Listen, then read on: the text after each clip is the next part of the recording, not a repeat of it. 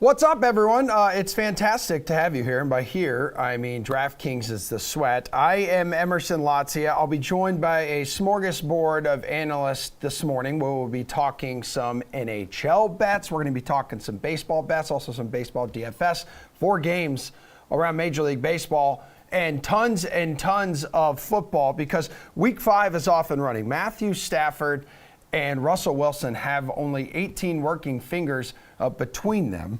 And the Rams are now 4-1 after Thursday night's road victory in Seattle. So now, you guys watching can turn your attention to becoming a millionaire on this Sunday Week 5 slate. A millionaire contest. Draft your lineup. Yeah, it's another one. Take a shot at $4 million in this prize pool, the $1 million top prize, just like every other week here. The winner will secure their entry into the DraftKings Tournament of Champions live final. That's in January for another shot at a fat $1 million. The contest is live right now in the DK lobby. Our panel is alive and well, too. DraftKings contributors, Pierce Dietrich, Jeff Ulrich, RotoWire's AJ Schultz. Welcome to a Friday edition of NFL Injury Report, guys, talking how Week 5's biggest injuries could impact DFS lineups. Hell, maybe even your season-long lineup if you're watching and you have a season-long lineup. So we'll start in San Francisco.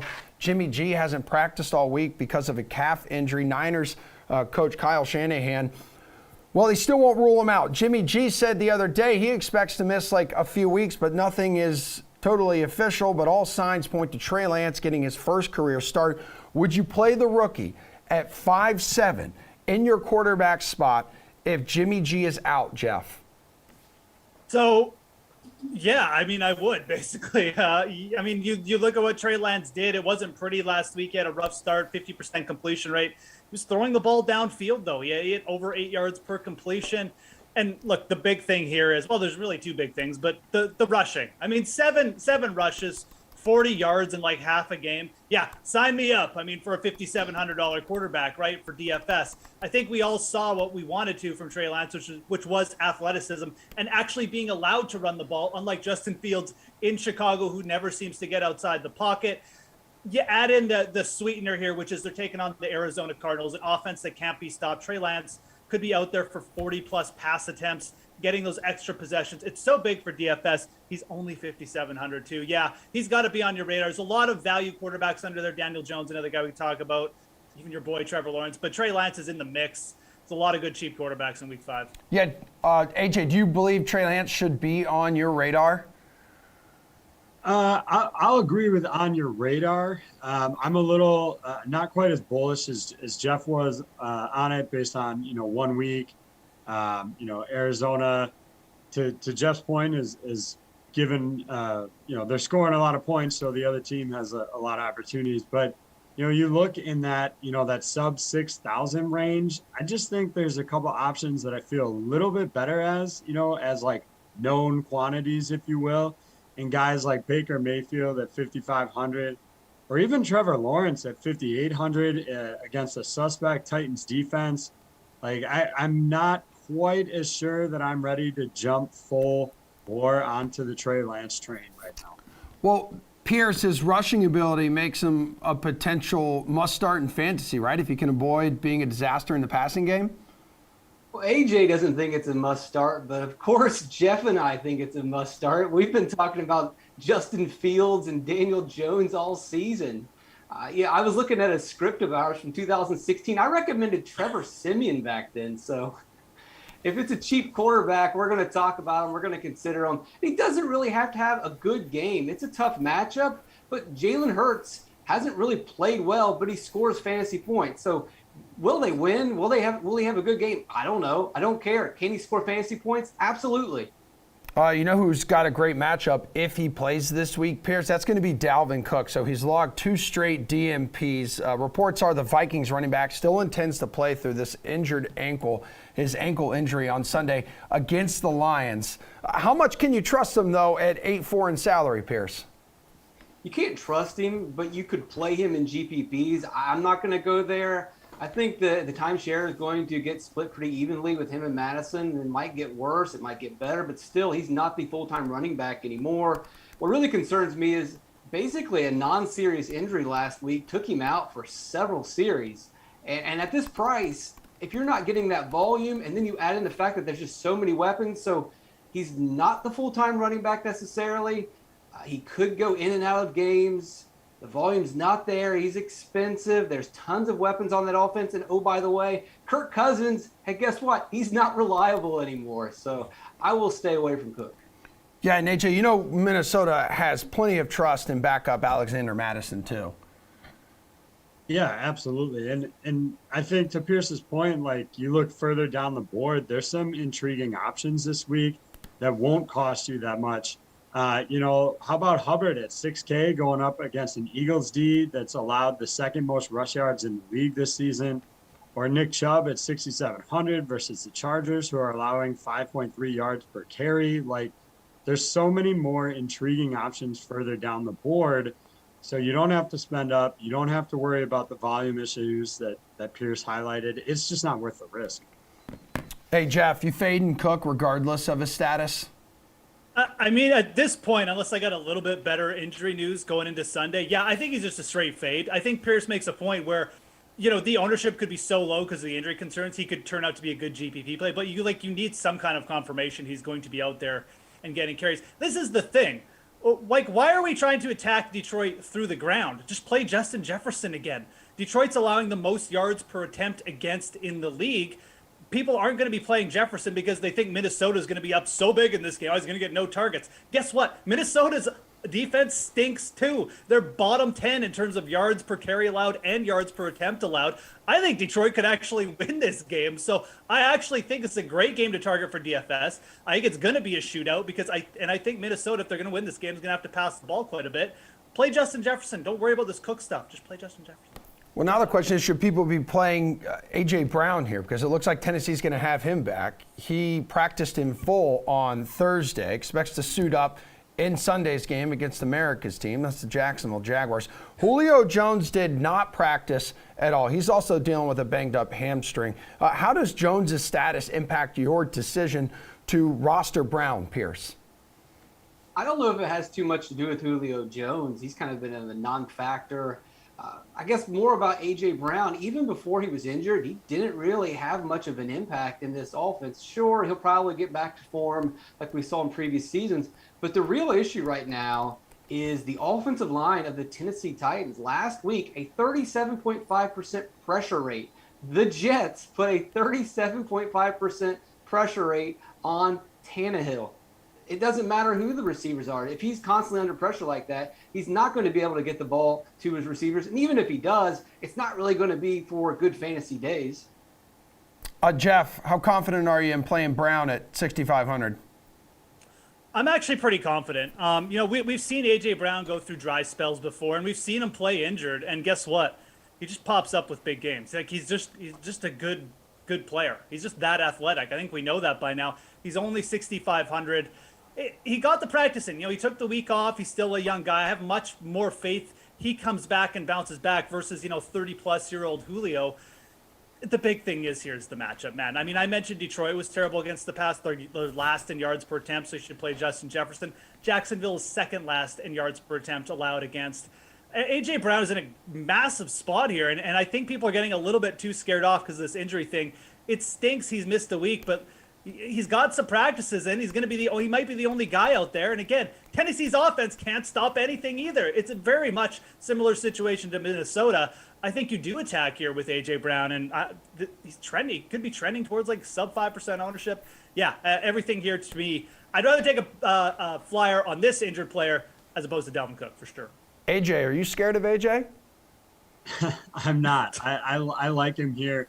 When you consider the Jags are allowing 44.6 fantasy points per game to wide receivers right now, I definitely don't think I'm concerned either way if Julio Jones plays or not. I think this is a good time to use A.J. Brown. The one thing I'll say is if Jones doesn't play, maybe look at some of these cheaper Tennessee wide receivers, a Josh Reynolds, a Chester Rogers. Like those guys could get a little bit of uptick in targets if Jones doesn't play. But I think A.J. Brown will get his targets, will get his catches either way, and has a real good opportunity putting up some big numbers. I mean, we can go to the tight end department here, guys, because Washington lost their best one last week. Logan Thomas, he went down with a hamstring injury, and the team's win over the Falcons. So now Ricky Seals-Jones, he is the next man up here. He had a 93% snap share for the Washington football team and caught 2 of his 4 targets for 19 yards. So, Jeff, would you consider Ricky an actual good value play this week? He's $2,500. Yeah, yes and no. I mean, look, it's Washington. Like, how much are they going to throw the ball?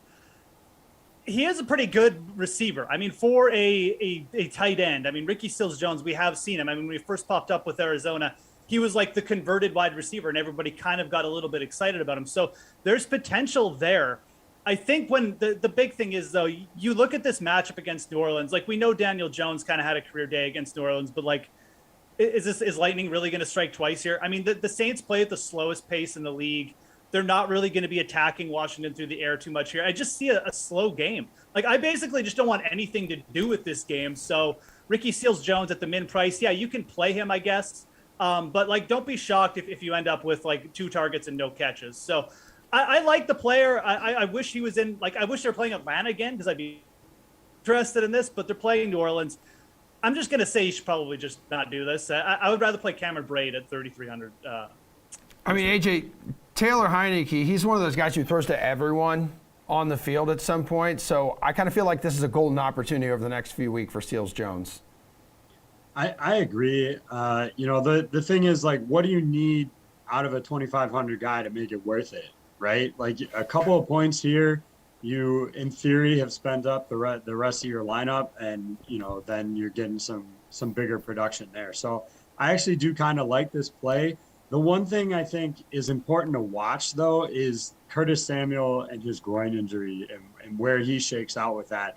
He took 4 targets last week. That was his first game back from injury, but he's been held out of practice this week again with that same groin problem. Like, if he plays, I'm maybe not as bullish on Seals-Jones here, but if he's out, then that's one less option for Washington there. And I really do think it makes it worthwhile to consider a guy at that low price tag. Pierce, worthwhile considering in your eyes? I do. I love this segment because I get to talk about these players that typically, if I brought them up, Steve Buchanan would just roll his eyes. But now we have an excuse to just go into it. 2017, I looked at the script.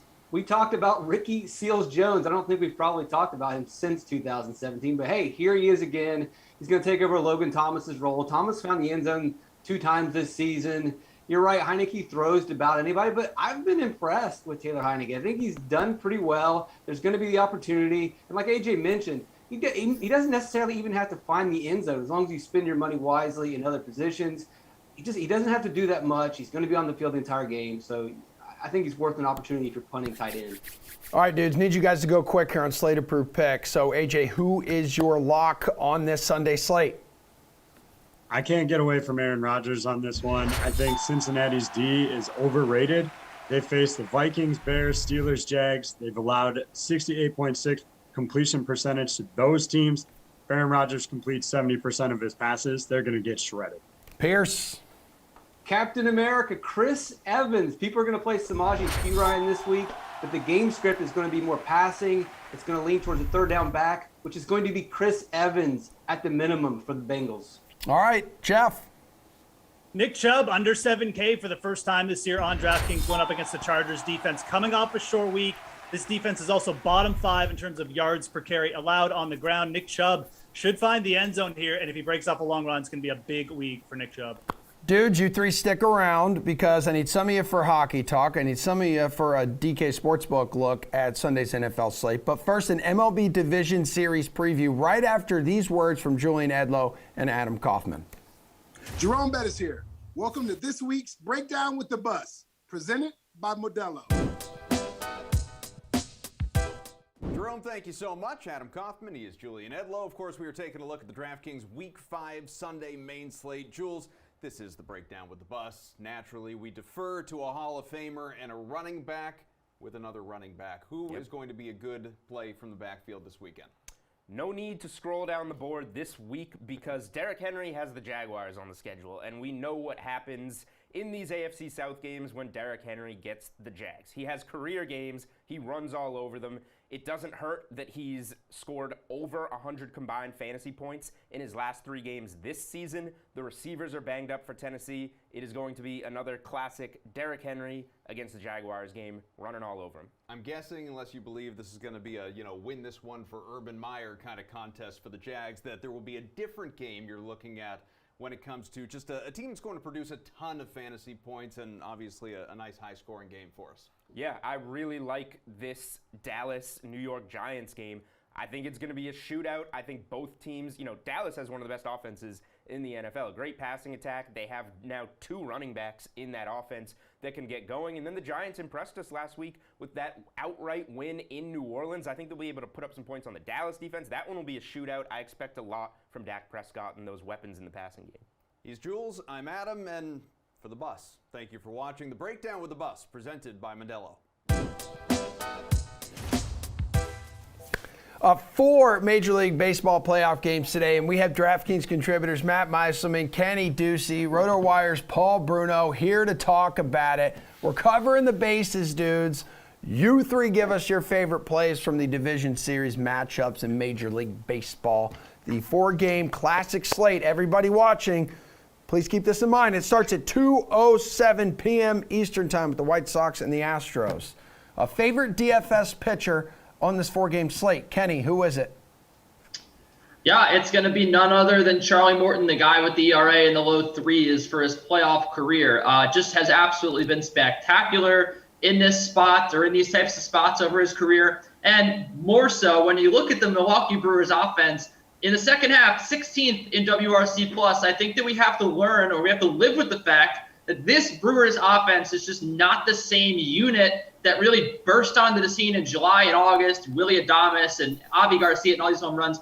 Now, Christian Yelich has improved, and that's good. But the bottom line here is this is a very wounded offense. This is a pitcher that is surging right now in Charlie Morton, a guy that really started a little rocky this year and came on incredibly strong, reminded us why he's so good. His curveball is still one of the spinniest in baseball, and he also has a good track record against these Milwaukee Brewers this season. So I think that this is a great spot to play Charlie Morton at just $7,800, where you're going to get a lot of other guys going up to these high-priced names, really chasing Corbin Burns, chasing Walker Buehler. You can go out and get Charlie Morton here, maybe pair him with another mid-tier guy. I absolutely love this move. Yeah, $7,800 too. Paul, who do you think is in a great spot? I don't like to disagree with Kenny too often, but I'm going to go there today. The biggest disparity in the prices on starting pitchers is between Burns and Morton. That's a $1,300 gap. In the other 3 games, the difference is only $300 or $400. So I lean on Burns at the top of the board tonight. He has the best strikeout rate among all 8 projected starters, as well as the highest DraftKings points per game. It's those simple stats that'll guide me today. I tried to go and do a deep dive into all these analytical numbers that we usually talk about, and they didn't get me to a different conclusion. So save yourselves from getting that headache and go this route tonight. Okay, Matty, how about you, dude? So if we're just talking cash games, then it's Corbin Burns. I think he is clearly the best pitcher on the slate. He's the guy who probably deserves to win the Cy Young. Whether he will or won't, that's yet to be determined. But his matchup is good. I don't think that the Braves offense is a great offense. I think it's a decent one, though. So the reason to not go with Burns is really just the ownership. Like, he's going to be the chalk. He's going to be the highest owned pitcher by an extreme amount. The guy I like more is Framber Valdez. And I think that most lineups are going to take a higher priced pitcher like Burns or Buehler and a lower priced one like Sale or Shane Baz. I think Charlie Morton's fine, but I do think Framber will be even lower owned. Framber has a good situation going for him where he's an extreme ground ball pitcher and he's facing a lineup that also hits a lot of ground balls. And that combination just means we're going to see most likely a lot of ground balls. But it's just that he's an undervalued guy in general. I think most slates that he's on this year, people don't play enough of him. I think the walks kind of scare people, but the White Sox are a bit of a free swinging team outside of Yasmani Grandal. Like, I just think this is a guy no one really wants to play, and maybe only 10 or 15% of the field has him. And aside from Burns, I really think you can kind of go any direction with these pitchers. So for me, if you're not picking Burns, you just pick the other one that the most people are steering away from, and I think that's Framber Valdez. All right, Paul, let's talk about guys who can swing a good wood. Give me your favorite DFS hitter on this slate. I really like Nelly Cruz against Chris Sale today for $4,100, Emerson. He was brought to Tampa for this moment, and I'm betting on his head-to-head success, which includes a couple of homers in his 12 for 35 sample size in their head-to-head history. In looking at sales totals this season, righties are raking against him to the tune of a 363 OPP and an 824 OPS. Those totals are significantly higher than prior years, telling me that he really isn't in top form this season. And he showed it in his last start too, didn't he? That's a bad sign when facing a patient and calculating lineup like the Rays. You know they have quite a book on him by now. In fact, I will include him as part of a Rays righty stack with Yandy Diaz for $3,500 and Randy Arozarena, who has an OPS of 1.157 in his last 10 games. And didn't he look like he's going to turn into the playoff Superman version of himself again after that spectacular performance in Game 1? Yep. He is Mr. October now, man. Also, Cruz hitting that controversial catwalk tater last night. Matt, what do you think, man? Favorite DFS hitter? So there are a lot of good hitters on this slate, and I think the team that has the best matchup is actually the Houston Astros against Lucas Giolito, who for a while the last couple of seasons was really, really good. This year hasn't been the same for him. But again, I think the Astros will be the most popular team by a significant margin. So for GPPs, like, I think you just probably want to stay away from them because there are just other good hitters that I don't think will have very much ownership at all. And like I said with Corbin Burnes, he's going to be extremely popular. And even though the Braves aren't a great offense, there's enough talent at the top of the lineup where I think you just go there. And Freddie Freeman probably comes in super contrarian here. He has the platoon advantage against Burnes. He's just a really, really good hitter that I don't think people will play. You have Kyle Schwarber at first base, probably gets a ton of ownership. Yuli Gurriel is part of, I think, what should be the most popular stack. Depending who starts at first base for the Brewers, between Tellez and Vogelbach, that's going to be a cheap option too for people. So I think Freeman just goes way overlooked. I think the Braves as a team go way overlooked. And if they're good, you're knocking out 2/3 or more of the field with all those Burnes lineups out there. So as like the leverage play of the slate, I think the Braves are a very clear option for that route. Kenny, you have a clear option for favorite DFS hitter? Well, I do agree with Matt. I think that no one out there is going to own Austin Riley at $4,200, and I'm very interested in him. I think that Corbin Burnes, we've seen a little bit of a regression. I mean, it's like regression for Corbin Burnes, like a 2.42 ERA in September, right? But I think that that's an interesting play. One guy that I'm really looking at, because look, he had a terrible, terrible wild card game. I saw people saying, based on this one game alone, do not pay this man. It's Corey Seager. Okay, this was out of all the players remaining in the postseason, he had the most home runs since the start of September with 9. He has a 210, a WRC plus during that span. He had three hit games down the stretch. Look, this is just a guy that has absolutely been ripping the cover off the ball. I know that Logan Webb is good. I know that he is 1 for 7 in his career off of Logan Webb, but we can't forget that Corey Seager is very good and that he is red hot. It's been a few days. It's been since October 3rd that we saw him play well. I think perhaps recency bias creeps in now that we have a lot of nice, high-priced, shiny names on the board. He's down at $4,900. I think that the price is right to play Corey Seager. And while Trey Turner is an interesting option, he's $500 more. There's no way, and then I'm paying $5,200 for Mookie Betts. So if I want a piece of this Dodgers lineup, and I think they'll score some runs, I want Corey Seager. Mr. Meiselman, let's go over to the DK Sportsbook now. Give me your favorite run line or money line bet on this slate. So just quickly for the record, like if I couldn't have picked a Braves hitter, Corey Seager would have been my guy too. I really like the Dodgers today. Not so much on the money line. I think Max Muncy being out is still a big problem. So like this is a game they certainly could lose. But I'm sticking with this Astros matchup. And I think Framber Valdez versus Lucas Giolito, on paper, most people would say this is kind of a toss-up. I think Valdez is a significantly better pitcher. I think the Astros have the better lineup, even if it's closer on that front. They have home field advantage. And to me, the reason why this line is so close at -115, -120 or so is because people are expecting that because the White Sox lost game 1, they will have extra incentive to win game 2. And like those sorts of things I'll buy into more in other sports where effort matters more, like football or basketball even. Like the motivation, I think, gets you there. But in baseball, it's like there's so much more intricate things to worry about with like trying to hit a 99-mile-per-hour fastball that I just don't think it comes down to how much hitters are trying. So like I'm not putting any stock into the fact that the White Sox need to get this game to even up the series. I think the Astros still have a significant advantage here, so they should be bigger favorites than they are in my mind. Just one thing to keep in mind, Astros 0-4 in Valdez's last 4 starts against teams with a winning record as well. Kenny, favorite run line or money line bet? Yeah, I really like the Braves here at, I think, plus 130 is where they're at right now. Look, I know it's never fun to fade Corbin Burns, but here's the truth. This Milwaukee team is just not as good as it was. A 98 WRC plus since the break, is 16th in baseball. And looking at Corbin Burns, he hasn't had many bad outings, but one of them did come back in July against these Atlanta Braves. They hung 5 runs on 9 hits against him. He did not look very good the last time we saw him. He only went 2 innings in the last game of the season against the Dodgers. Of course, a meaningless game for Milwaukee. But still, I think that you're getting, the Milwaukee has to be priced like this because Corbin Burns is on the hill.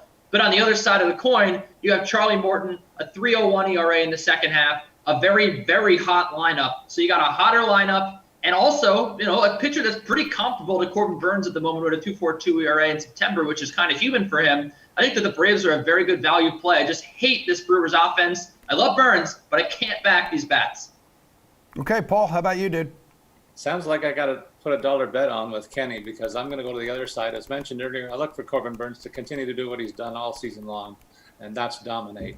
So I'll take the Brewers on the run line to win by more than 1.5 for the 145 payoffs there. And I'm sticking to the Boston-Tampa game as well. For my other bet, I think the Rays defend home field by taking advantage of Sale. I pointed out that he's got a weakness against righty power, and that's what's going to tip the scales tonight. So give me the run line bet of 155 to win by more than 1.5 here to go up 2-0 in the series in favor of Tampa. Young Kenneth, bring us home with your favorite game total. Yeah, look, this is a fun board to bet because I think that there are just so many, I think that the Dodgers, right? I think that the Dodgers could definitely lose this game. I think that the Tampa Bay Rays and Red Sox could go under again. But I'm looking at an over in the White Sox-Astros game. And here's why. Lucas Giolito in day games this year, this is like a secret weapon that no one knows about. No one talks about this. He has a 4.31 ERA in day games this year, and it is something that he has actually addressed. He said, look, I know that this is a problem. He's trying to get out in the bullpen early to warm up, throw a simulated inning before he goes out there. For whatever reason, when this guy sees the daylight, maybe he's a vampire, he stinks. So this is also a guy that Matt addressed has just not been quite the same this year. So we have 2 things working against Lucas Giolito and a very hot Astros lineup. I think that is his undoing today. And while I do agree with Matt as well that Framber Valdez is a good pitcher, I think that perhaps these White Sox, who are very good against lefties, their ground ball rate isn't super high against left-handed pitching as well, at around 44%,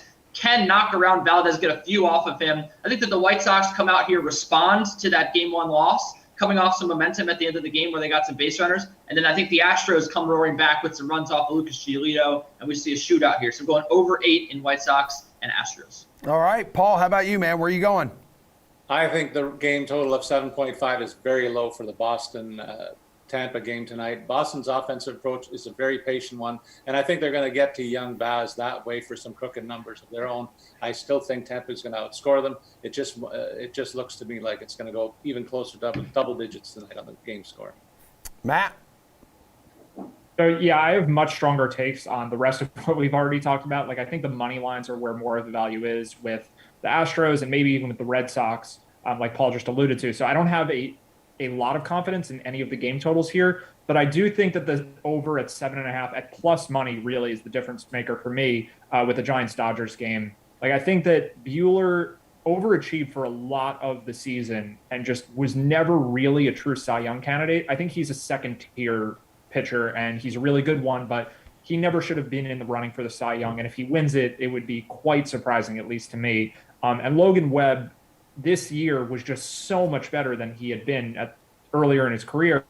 I think there were some changes to his pitching repertoire that are reason to think that he should be good going forward, but the Dodgers are a really good offense. So this is more of a stretch than anything because we're going for game totals. I think this is a little low. I'm not super confident in the over here, but I do think that the total out in LA is a little bit low. All right, gentlemen, appreciate you. We're going to look into the future with our hockey squad coming up right after Pierce Dietrich delivers his weekly NASCAR price check for this Sunday's Bank of America Royal 400 from Charlotte Motor Speedway.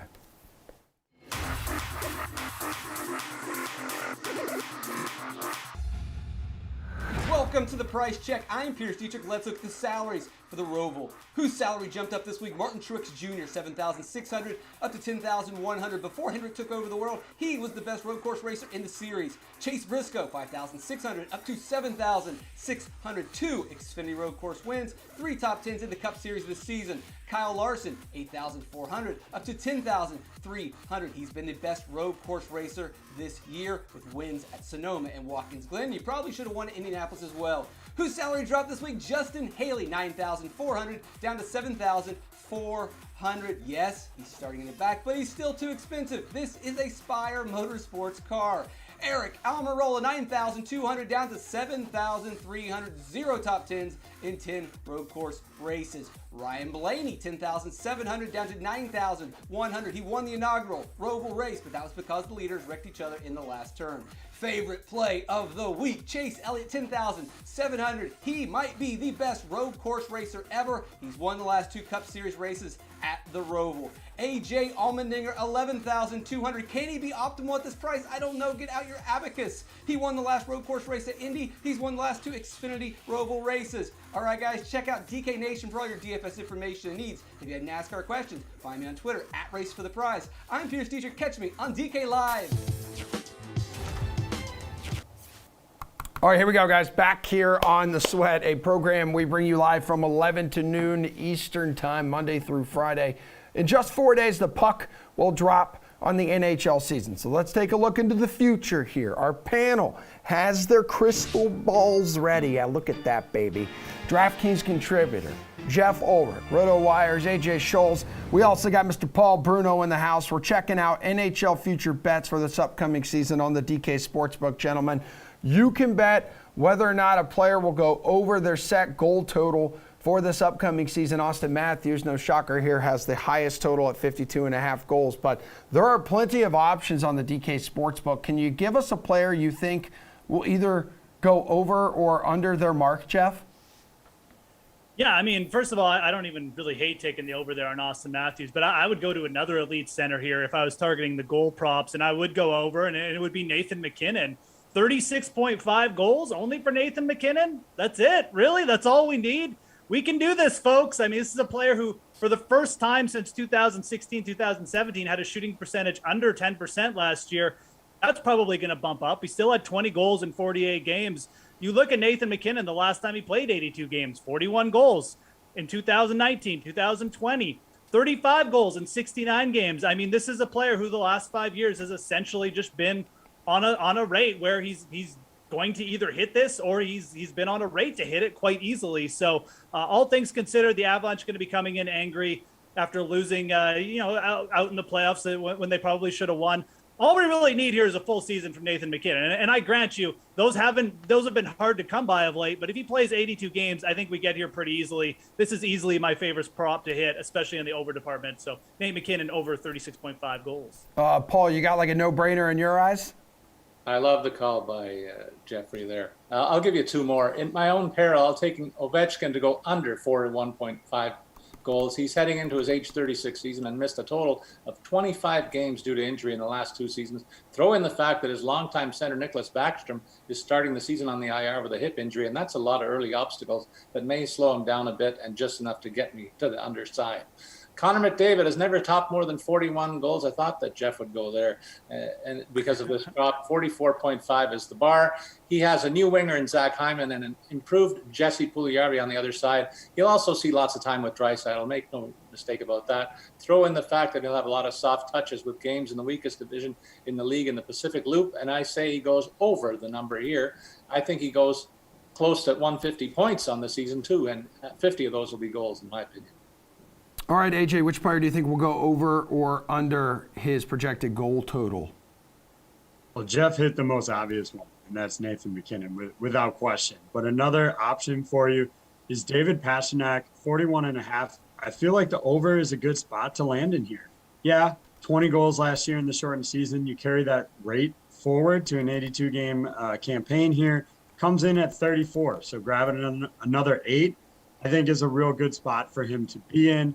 Additionally, you have to consider the fact that the Bruins are not going to have the same level of goaltending that they've had in the past.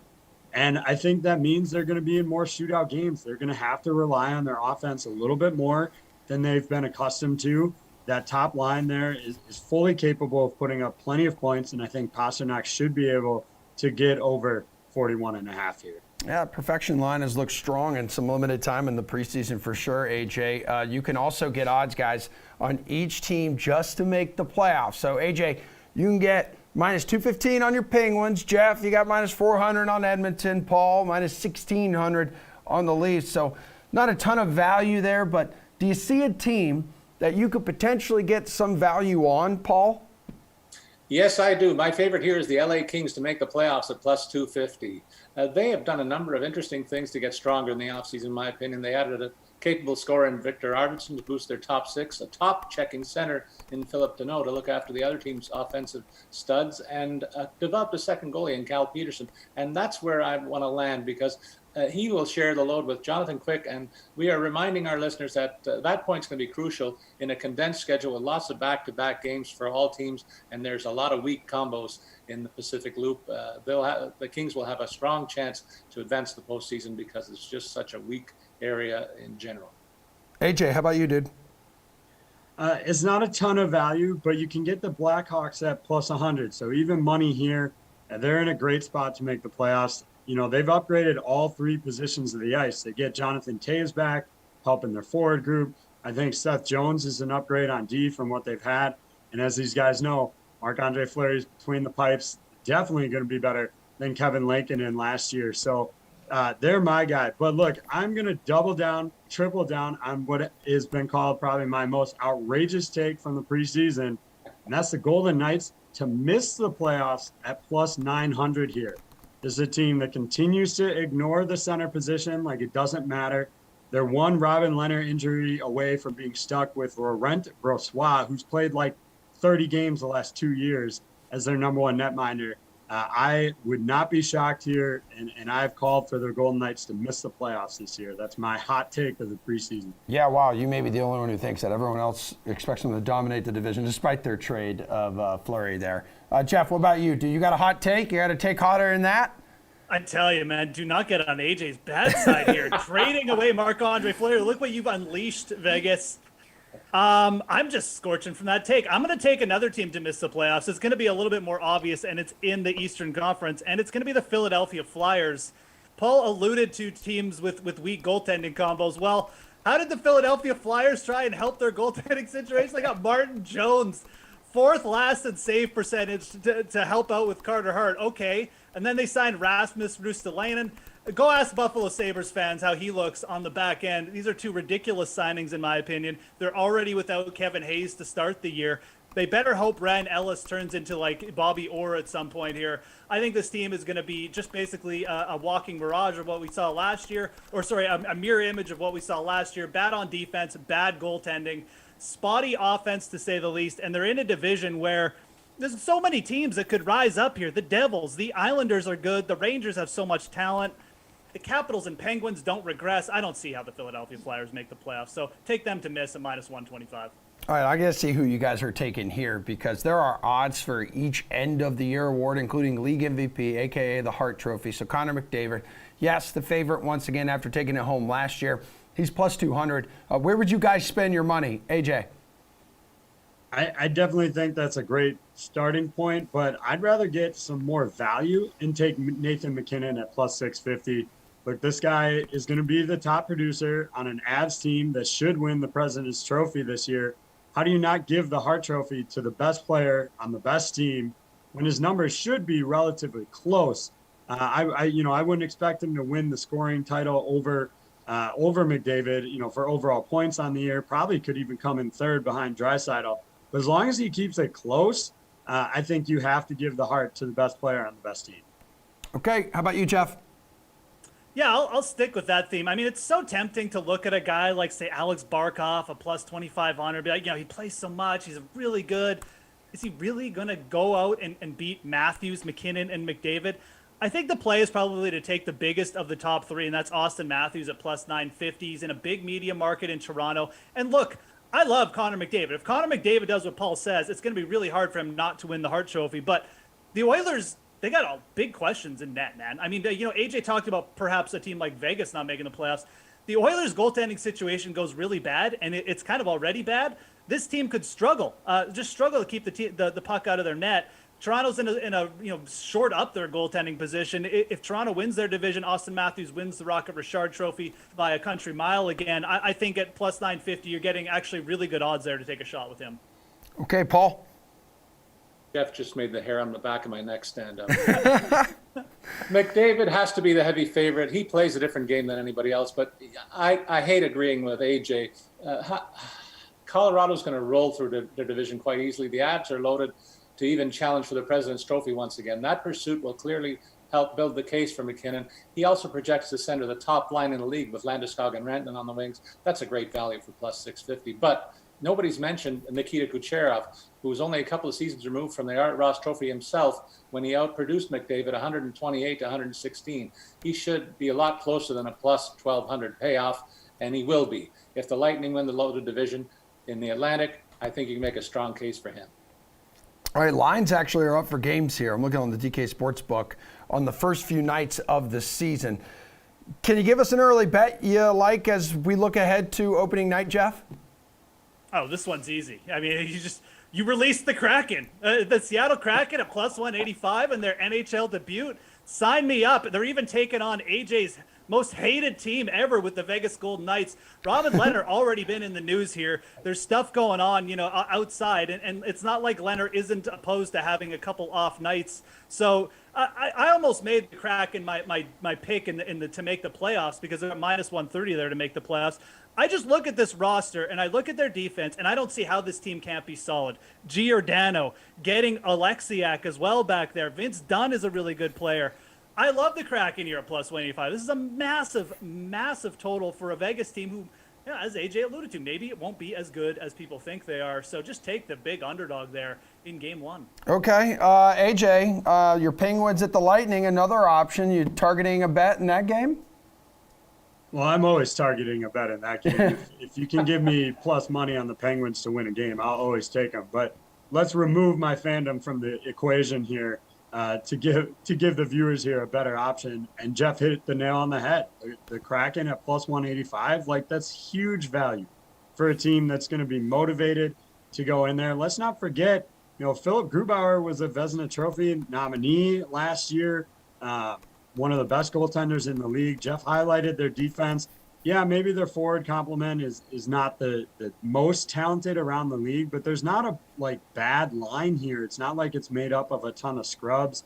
I really think they can get their season off to a really strong start, and they'll be motivated to do so. We saw this with Vegas. These are all the rejects, right? The quote unquote rejects from the rest of the league. And I think they're capable of coming out and having a big game. Dude, Paul, I'm looking ahead to Wednesday night here, plus money on the Canadians against your Maple Leafs, dude. All right, they're out for redemption after the Stanley Cup run last year. Not happening. I'll get to that in a second, but I got to ruffle AJ's feathers a little bit. I'm looking at the Tampa-Pittsburgh game, and I expect it to be a low-scoring tilt because the Penguins will be forced to play that low-chance game without their top two centers. Can you see the black armbands on AJ in this picture anyway? They will be challenged to score without them in the lineup too. Throw in Vasilevsky, and that is another big issue for the visitors. The Penguins will try to keep it close, and that means I take Tampa under 6.5 in a parlay for a 185 payoff. I also look at the Leafs-Canadiens opener, no surprise, and recall that last time these two teams opened up a season, it was a 9-game total last season, and Montreal will be without Price, and they don't have Danault at center, so the Leafs offense and power play should be primed for a big evening, and redemption's all front and center in this one too. I'm taking the home side, and I'm going to say that they go over the number, so that's a parlay of a 210 payoff. All right, guys, that was fun. Good stuff. Again, puck drops on the season on Tuesday. It's going to be a fun year here in the Sweat with you three. Coming up, we're going to get the 411 of some of Sunday's best bets around the NFL available on the DK Sportsbook. But first, a new episode just dropped of the Unreasonable Odds podcast. That's with Julian Edlow and Steve Buchanan. So go check that out on iTunes, Spotify, wherever you guys and gals get your podcasts. But here are the dudes talking with their guest this week, Drew Martin of Wager Talk, breaking down some of their favorite Week 5 bets. All right. Well, this is generally the spot where we do who let the dogs out and give an underdog pick, an underdog that's going to win outright. And then we go to best bets of the week. I'm kind of going to like lump these segments together. Yeah. Is anybody's favorite underdog to win outright not the Bills? Does anybody have a better one? No, I mean Bengals. I think would be the second closest. Okay. Yeah. Bengals at home against the Packers. That's fair. Yeah, the Bills are my underdog. I think they're winning this game at Arrowhead. Drew, do you like? It sounds like you like the Bills a lot more than the Bengals this week. Yeah, I mean, I've personally bet the Bills. The Bengals. Yeah, I like the Bengals as well. I'm trying to just for sake of content to throw another one out there. Maybe the Washington football team +2. I have them circled here. Being at home against the New Orleans Saints. So those would be the three I would throw out there, guys. Yeah, content is good, being contrarian, giving a pick, but people that listen to gambling podcasts want winners. So if we're 3 for 3 on the Bengals, then we're conviction 3 for 3 on the Bengals. That is the underdog. And so like I was ready to hopefully give out, so that I didn't use my underdog as my best bet, a Vikings-Ravens teaser as my best bet. But hopefully you got it, because I can't give it out putting the Vikings down to 3.5 anymore. So now my best bet in NFL becomes the Bills again. Like this is scary. I don't know if this is good or bad. Usually, if you're finding a winner and you stay on them, that's a good way to build a bankroll. So I wouldn't talk you off of it. Fair enough. Drew Martin, the floor is yours for a second here. Your favorite bet, your best bet on the NFL board. Don't be afraid to repeat, like whatever your best bet is. You go right ahead. If it's the Bills, it's the Bills. Oh, it's the Bills. Sunday Night Football with the 3 still out there. Josh Allen on the road, revenge like you talked about, and the money burner. Talking about trends that matter, ATS trends with the Chiefs, like Steve just talked about, 2-11 their last 13 against the spread, and going up against a really good Bills team. I'd find a 3 and hammer the Bills for Sunday Night Football. All right, Steve, NFL Week 5 best bet. Something tells me you might be going to the Bengals here.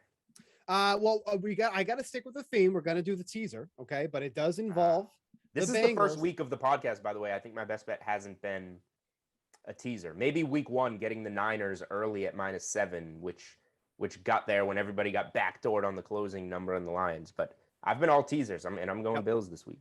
But, sticking with that theme, getting the Bengals to +9, getting the Bills to +9. That's your 2-leg teaser for this week.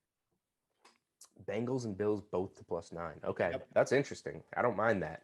Gets you through all the key numbers of a 1-possession game. So, all right, not too shabby.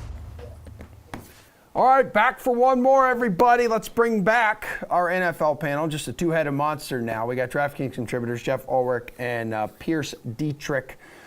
Gentlemen, need your favorite plays here for the following categories on the Week 5 slate. We're talking DK Sportsbook here. So let's start with your favorite bet against the spread. Jeffrey?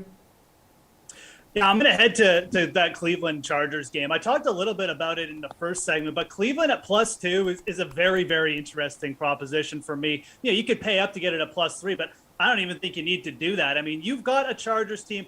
They look good. Justin Herbert, every bit, the apple of everyone's eye, but they're coming off a short week. And where do you attack this LA Chargers team? It's on the ground, allowing 5.3 yards per carry.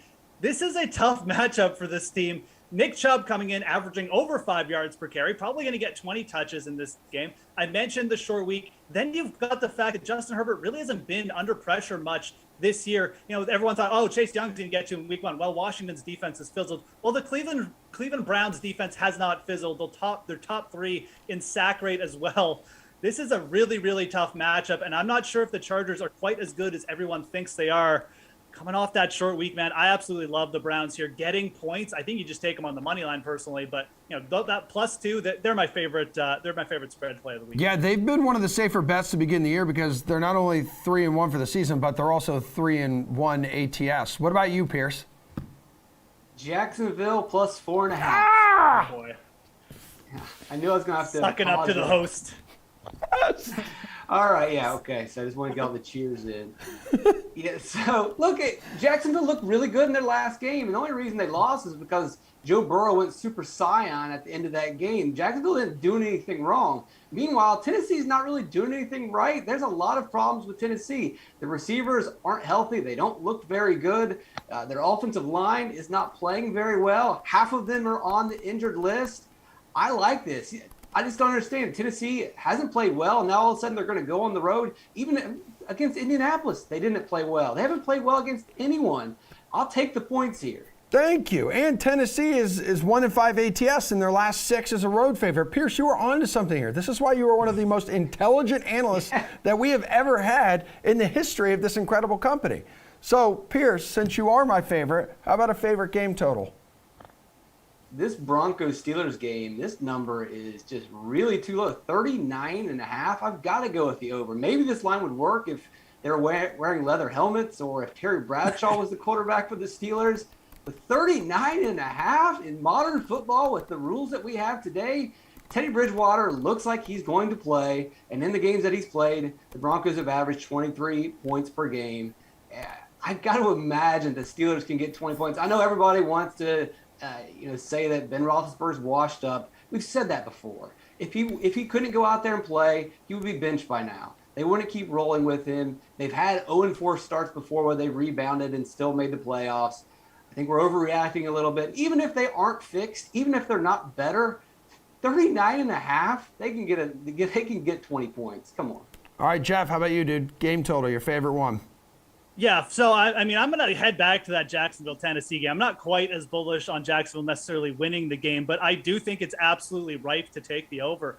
Really surprised that it's only at 49. I mean, you've got the Jacksonville Jaguars, the second fastest pace of play in the league. I mean, this team doesn't have a good defense, but Urban Meyer doesn't seem to care because he's not paying attention to what's going on the field. But he just doesn't care the fact that his defense can't stop anything. He's still playing insanely fast on offense. Then you've got the Tennessee Titans just allowed, Zach Wilson to get off the mat and well over and 27 points last week. So you've got two terrible defenses. The Jaguars allowing 9.4 yards per pass attempt. The big factor is A.J. Brown healthy. He's practicing in full. He's going to be back for this game. I think that really gives the Titans offense the boost that you need. And look, Jacksonville did look good on offense in their last game. They're finally using Trevor Lawrence as a rusher. Trevor Lawrence averaged over 8 yards per pass attempt. His best of the season by far against Cincinnati. But Jacksonville allowed 27 points in the second half alone. Take the over here. 49? That's way too low. This game's going to be fast, lots of points. All right, producer Slates says we need to pick it up here on these last two. So favorite underdog outright, Jeffrey.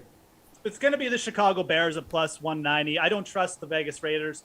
The Bears still have a very good running back in Damian Williams. They're going to be able to pound the ball here, make this a close game. Justin Fields just does a little bit. I think they can win this game. Plus 190, that's a big number. Give me the Bears as the underdog here. How about you, Pierce? The Bills, this is insulting. The sharp money is on the money line for the Bills. Every metric aligns with the Bills. They're just playing on the road. Who cares? The Bills are going to win this game. Favorite player prop on the DK Sportsbook for Sunday on this Week 5 slate, Pierce. Joe Burrow over 270.5 yards passing. Green Bay's secondary is completely injured. The ones that are healthy are bad cornerbacks. They haven't faced anyone that's really a good quarterback this season. He should go well past this number. Jeffrey, bring us home, dude. Damian Harris over 69.5 rushing yards against Houston. He might get 30 carries, and he also might score like 3 times in this game. All right, that's it, guys. That's a show. If ever anyone wants to hang out with us, we're going to be back here doing it all over again from noon to kickoff on Sunday. So find us on all the Valley Sports Networks around the country. Find us on YouTube, on Twitch, and on Twitter. And we will see you guys a little later. Have a great rest of your weekend.